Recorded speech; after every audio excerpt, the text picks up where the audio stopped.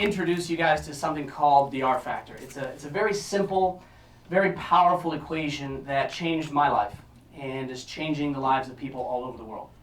It centers around a very simple equation, like I said, also very powerful. And I want you to write it down. Grab a pen, grab a paper, and I want you to write this down. If you didn't bring a pen, shame on you. You're hearing 30 people talk. You didn't think you're going to hear anything interesting all night long?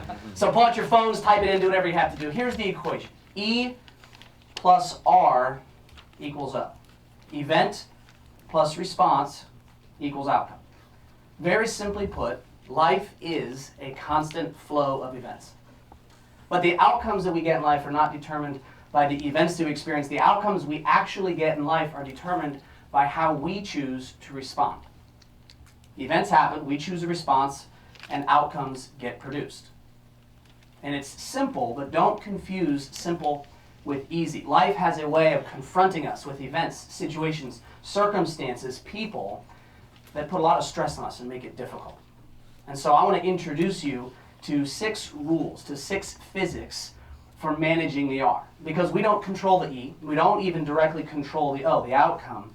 The only thing that we have control over life is how we choose to manage the R. So rule number 1 of managing the R is press pause between the E and the R.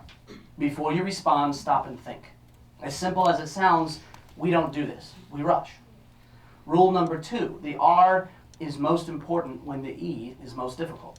It's during situations that are their hardest where you need to be at your best. Bad E plus bad R does not equal good R.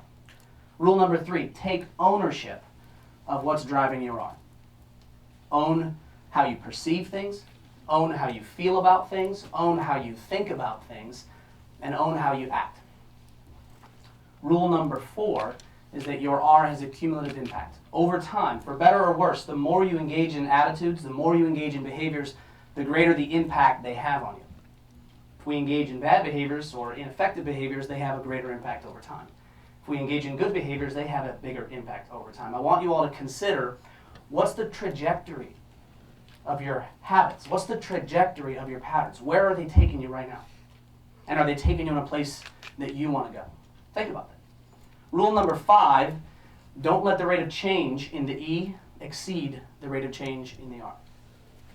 Circumstances change. Life requires us to make changes, even deep into our lives. I work with people in all kinds of industries, and one thing I find is the deeper we get into life, the more we feel as if we don't have to make changes. I deserve to be comfortable and not have to go through the pain of change. There's 3 things that are going to happen in life: death, taxes, and change. The phrase needs to change. All right, and then the last rule, rule 6, maybe the most important rule, and that is that your R is an E for other people. Your attitude, your behavior have a profound impact on other people. And I want you to think about, do you create great ease for others? Or are you someone that other people have to overcome from time to time? Certainly we all are that from time to time, but do you create great ease intentionally for other people? So I said E plus R equals O is simple, but it's not easy. And I want you to just start to see the world through the lens of E plus R equals O. See it that way. When you're at Starbucks, that's an E. When you need to give your friends some tough news, that's an E. And I want you to think about, not what's this E doing, I want you to think about, how can I respond in a way that responds to what the situation is asking of me with a very clear goal. E plus R equals O is the way life works. Our job is to get good at it. Thanks.